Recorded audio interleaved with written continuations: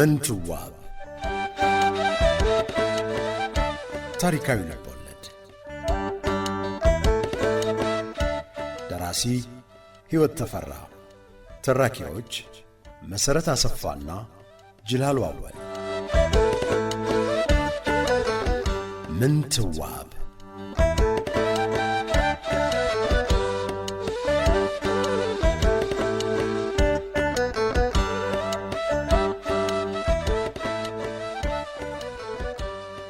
እንደምን አላችሁ አድማጮች። ምንትዋብ ያለፉትን 7 ጥዑም የፍቅር ዓመታት ከሚወዷት ከምትወዳቸው ባሏ ጋር የወጣችውን የወረደችውን ያሳለፈችውን ሁሉ እያሰላሰለች ቆየችና ያበረታትን ጉልበት የሆናትን ልቧን የሞላላትን ቃላቸውን አሰበች። ሀገር ማስተዳደር እንደምትችል የተማመኑባትን። እናም ንግሥት ሆና ሀገር ማስተዳደሯ ግድ ነው። የባሏን ኑዛዜ የልጇ የኢያሱን አልጋ ማስከበር አለባት። ብዙ ሥራ ይጠብቃታል። ብልህ መሆን አለባት። ግን የባሏን ሞት እስከ መቼ በምስጢር መያዝ ፈልጋ ይሆን? ምናልባት ተከታዩ ክፍል ምላሽ ይሰጠን ይሆናል።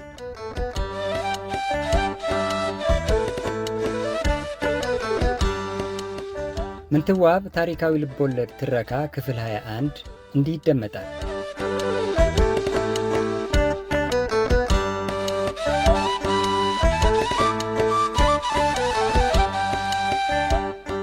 ከሀሳቧ ስትነቃ ምድር ለቋል።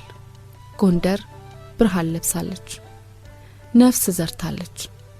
ጎንደርን ለመጀመሪያ ጊዜ በተለየ አይን አየቻት።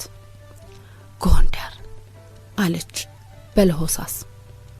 ፊቷን እያዟዟረች ከተማዋን የከበቡትን ሰንሰለታማ ተራራዎች ትክ ብላ አየቻቸው። በተፈጥሮዋ የጠላት መከላከያ አላት አለች። እንደገና ከተማዋን ከላይ ወደ ታች ቃኘች። ጎንደር ያቺ የነገስታቱ የመሳፍንቱና የመኳንንቱ የትንቅንቅ ቦታ ሳትሆን የተለየች ጎንደር ሆና እንባዋን ጠራርጋ ወጣ ገባ ስትል ታየቻት። የእድል ማሳ ሆና እሷ ማሳው ላይ ስትዘራ ጎንደር ስታብብ ስታፈራ ይበልጥ ገናና ስትሆን ታያት። በራሷ አምሳል የቀረጸቻት ጎንደር ፊቷ ወለል አለች። ጎንደርን በጃን ተከል በኩል ለማየት ሁሉን እንደ ሃይማኖቱ እንደ ሙያውና እንደ ልማዱ የምታስተናግደውንና መንፈሰ ለጋሷን ጎንደርን እንደ አዲስ ወደደቻት። ከክፉ ልትታደጋት ፈቀደች። ምን አይነት ቦታ እንደሆነችና ህዝቧም ምን አይነት እንደሆነ ይበልጥ ማወቅ ፈለገች። ልክ በዛን ሰዓት የሷም የጎንደርም ዕጣ የተለየ አቅጣጫ ያዘ። እንዴ ሀገሬስ ጎንደር አለ ሀገር ትኖራለች እንዴ አለች ደረቷን እየመታች።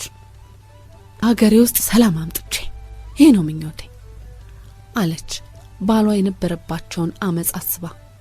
ሀገሯን ልትታደጋት ልታረጋጋት ሰላም ልታሰፍንባት ወሰነች።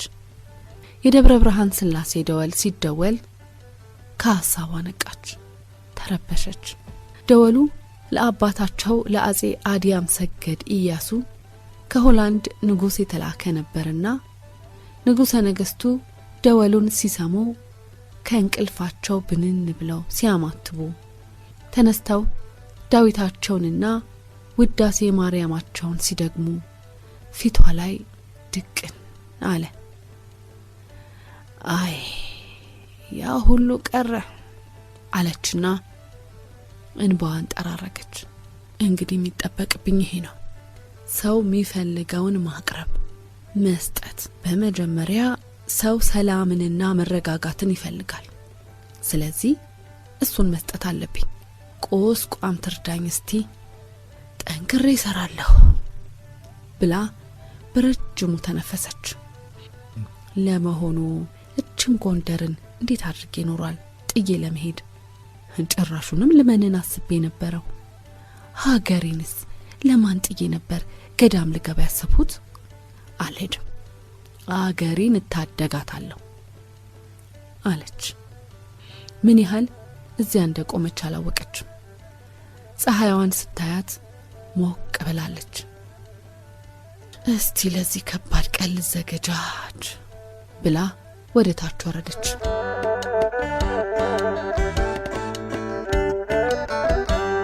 ተዘጋጅታ ስትጨርስ ቤተሰቧን አስከትላ ወደ አሸዋ ግንብ ሄደች።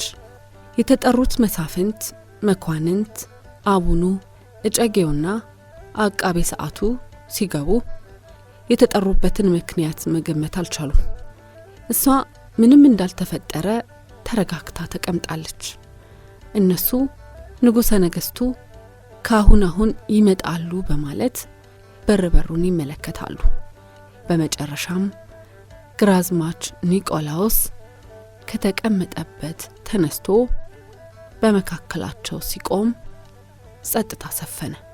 የሁሉ አይን ወደሱ ሆነ። ቀደም ብሎ ምንትዋብ የነገረችውን መልእክት አስተላለፈ። ክቡራን ሆይ፣ ለእናንተ የሚደርስ መልእክት ከጃንሆይ ይዤ እናንተ ዘንድ ቀርብ ያለው። ልጄን ኢያሱን አንገሱልኝ፣ ይቀመጥ በወንበሬ፣ ይናገር በከንፈሬ፣ ይፍረድ ይዳኝ ለሀገሬ። እኔ መንኩሻለሁ፣ ገዳም ኸጃለሁ፣ አልመለስም። ሁሉንም ነገር እንደሚገባ አድርጉ ብለዋል አላቸው። ያልታሰበ ዜና በመሆኑ ሁሉም ተደናገጡ። ንጉሠ ነገሥቱ የሞቱ የመሰላቸውም አልጠፉ። ያንን የሚያመላክት ነገር ግን ባለማየታቸው ግራ ተጋቡ። በእውነትም መንኩሰው ይሆናል ብለው ያመኑት የንጉሠ ነገሥቱን ጥልቅ ሃይማኖተኝነት ስለሚያውቁ ለማመን ብዙም አልተቸገሩ። አባታቸው ታላቁ ኢያሱ እንደዚሁ በመጨረሻ ዘመን ንግስናቸው እስከ መቼ ድረስ በስጋዊ ባህር ጠልቄ ተጨንቄ እኖራለሁ ብለው ጣና ገዳም ገብተው ስለነበር ልጅየውም የአባታቸውን ፈለግ መከተላቸው እምብዛም የሚያጠራጥር አልሆነባቸውም። በአንድ ቃል ይበጅ ግድ የለም፣ ይሄ ፈቃደ እግዚአብሔር ነው ብለው ተበተኑ። ምንትዋብ ብላቴን ጌታ ዳዊትና ሻለቃ ወረኛን ከሙስሊም ነፍጠኞችና ከፎገራ የዘዌና የቱለማ መሪዎች ጋር በመሆን በፍጥነት ሄደው ወህኒ አምባን በጥብቅ እንዲጠብቁ ትእዛዝ ሰጠች። መሳሪያም እንዲሰጣቸው አዘዘች። ለኒቆላዎስ ከካህናቱ ኢያሱን ቀብተው እንዲያነግሱ ሊቁን ሁለቱን ጻፍተ ትእዛዛት ቄስ እልፍዮስንና ጽራግ ማሰሬ ማሞን እያለች የንግስ ሥርዓት የሚፈጽሙትንና ሌሎች መገኘት አለባቸው ብላ ያሰበቻቸውን ሰዎች ስም ዝርዝር ሰጠችው። ግራዝማች ኒቆላዎስ መልእክቱን እጅ ነስቶ ተቀበለ።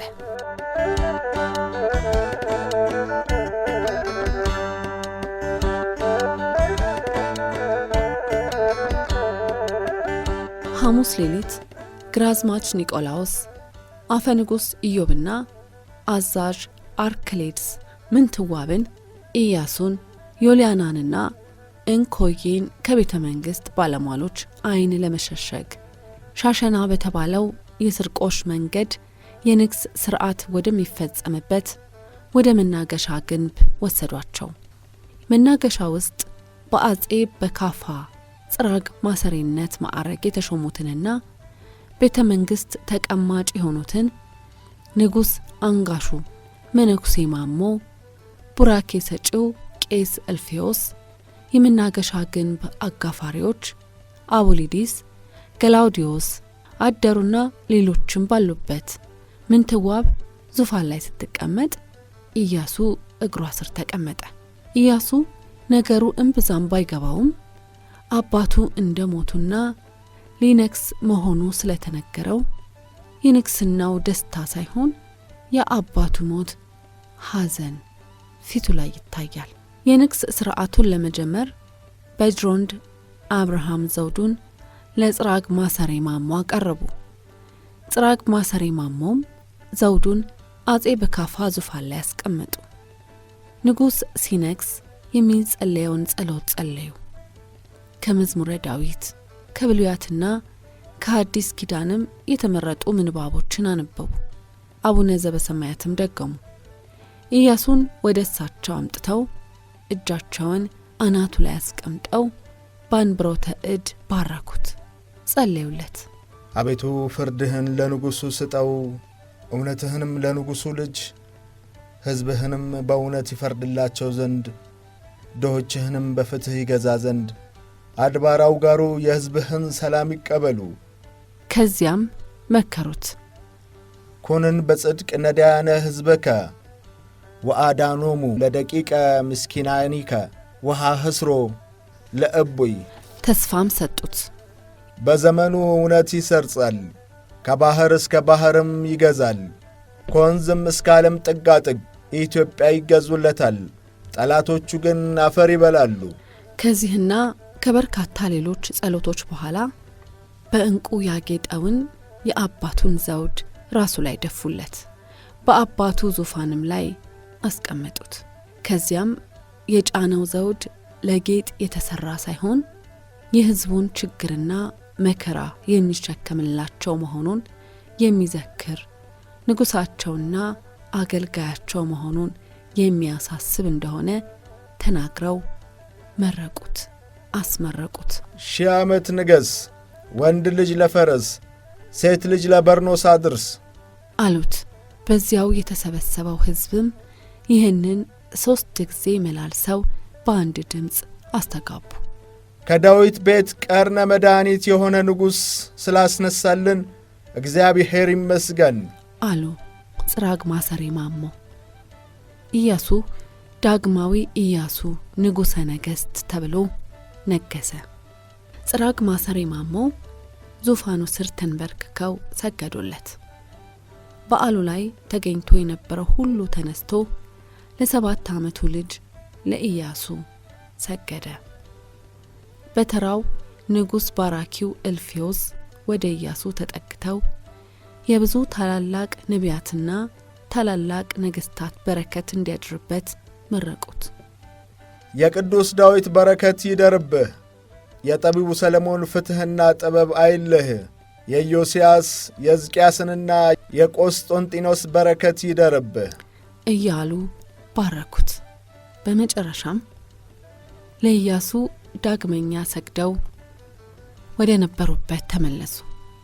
ዘውዱ ለትንሹ ኢያሱ ከባድ በመሆኑ ጽራግ ማሰሬ ማሞ ከራሱ ላይ አንስተውለት በክብር ጠረጴዛው ላይ አኖሩት። ምንትዋብ ከተቀመጠችበት ተነስታ እጆቿን ዘርግታ እኔን ታናሽቱን ለዚህ ክብር ላበቃኝ እግዚአብሔር ምስጋና ይግባው። ፈጣሪ ሆይ ለኔ ለባሪያህ በንጉሱ በአባቱ ባጤ በካፋ ዙፋን ላይ የሚቀመጥ ዘር ስለሰጠኸኝ ክብር ምስጋና ይግባ ብላ ምስጋና ቀረበች። በኋላም ኢያሱን ላነገሰው ለጽራግ ማሰሬ ማሞ ለአንጋሽ እንደሚደረገው 10 ሰቅለ ወርቅ እንዲሰጥ ትእዛዝ አስተላለፈች። ትውፊቱን ጥሳ የልጇ ንግስ ላይ ባሏን ያነገሱት አቡነ ክርስቶዶሉ ተገኝተው ዘውድ እንዲጭኑለት እንኳን ሳታደርግ መፈጸም ያለባቸውን ዋና ዋና ጉዳዮች ብቻ ፈጽማ የኢያሱ የንግስ ሥርዓት በምስጢር ያላንዳች ኮሽታ ተጠናቀቀ። ወዲያው ባሻ ኤልያስን አስጠርታ ሲነጋ የንጉሠ ነገሥቱ ህልፈትና የኢያሱ መንገስ እንዲታወጅና ለንጉሥ ቀብር የሚደረገውን ሥርዓት ሁሉ እንዲያደርግ አዘዘችው። እጅ ነስቶ ሄደ። ጠዋት ላይ በታዘዙት መሠረት እነ ባሻ ኤልያስ ድባን በሳ ይዘው ወደ ጃን ተከል ወረዱ። ሊጋባው ከአዛዡ በተቀበለው ትእዛዝ መሠረት ነጋሪት እየጎሰመ አዋጅ አዋጅ አዋጅ! የሞትንም እኛ ያለንም እኛ ንጉሥ በካፋ አርፏል፣ ልጃቸው ኢያሱ ነግሷል። የሰማ ላልሰማ ያሰማ፣ ጠላቶቻችን ይፈሩ፣ ወዳጆቻችን ትፍስዕት ያድርጉ። ባለህበት እርጋ፣ ነጋዴም ነግድ፣ ገበሬም ምረስ እያለ አዋጅ ነገረ። ጎንደሬዎች ግልብጥ ብለው ወጡ። ይበጅ ያድርግ አሉ። በኢያሱ መንገስ ተደሰቱ። እምብዛም ባይወዷቸውም ለበካፋም አለቀሱ። አባ አደራ የንጉሠ ነገሥቱን አስክሬን የክብር ልብሳቸውን አልብሰው ሽቱ ቀብተው ገነዟቸው። በምንትዋብ ጥያቄ አቡነ ክርስቶዶሉ እጨጌ ተክለ ሃይማኖት፣ አቃቤ ሰዓት ወልደ ሃይማኖትና ሌሎችም ካህናት ወጉ በሚፈቅደው መሰረት የወርቅ አክሊላትና መስቀላት ይዘው የአጼ በካፋ አስክሬን በስርቆሽ በር ወደ አደባባይ ተክለ ሃይማኖት ተወስዶ ጸሎተ ፍታት ከተደረገላቸው በኋላ ተቀበሩ። ከቀብር በኋላ ለቀስተኞቹ መሃል ግንብ ሄደው ምንትዋብንና ኢያሱን እጅ እየነሱ ተሰናበቱ።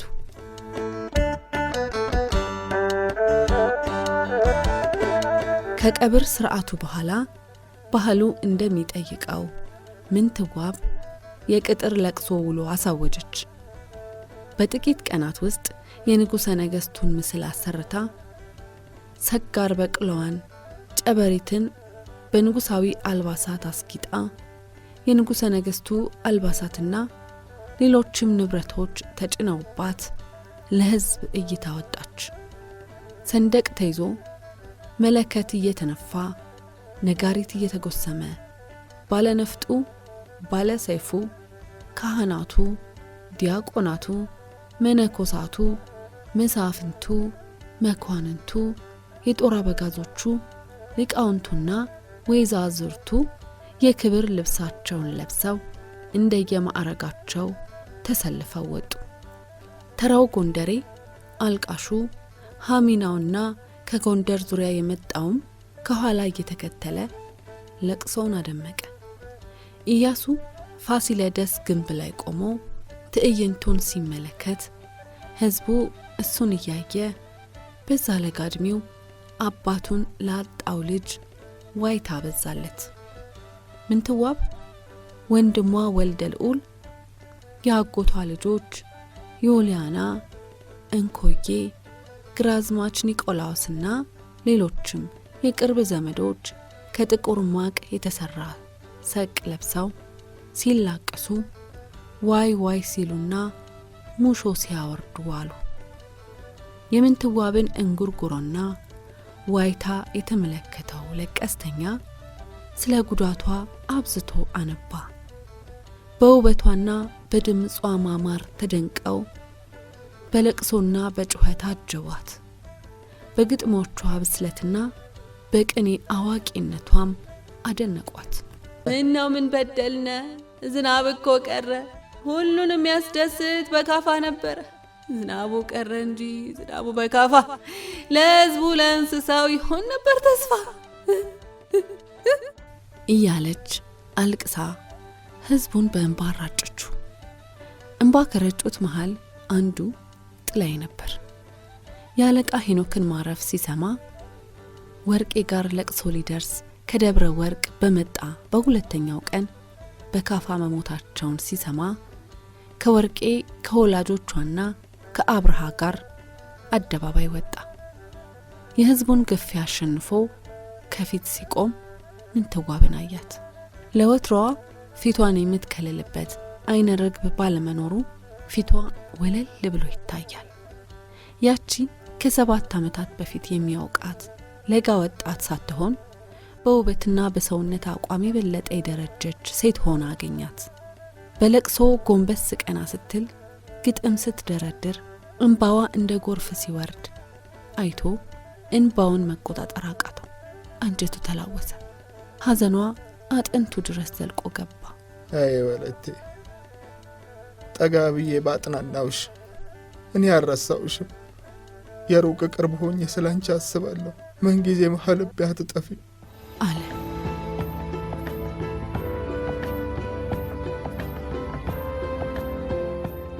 ግሩም ነው። ምንትዋብ ነገሮችን ያስተካከለችበት መንገድ ይገርማል። ሀገርን ከረብሻ የታደገችበት ጥልቅ ጥበብ የታከለበት ሥርዓት።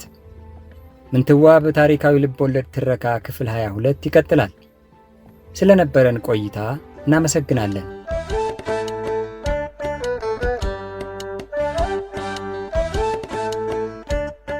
ምንትዋብ ታሪካዊ ልቦለድ። ደራሲ ሕይወት ተፈራ። ተራኪዎች መሠረት አሰፋና ጅላሉ አወል። ምንትዋብ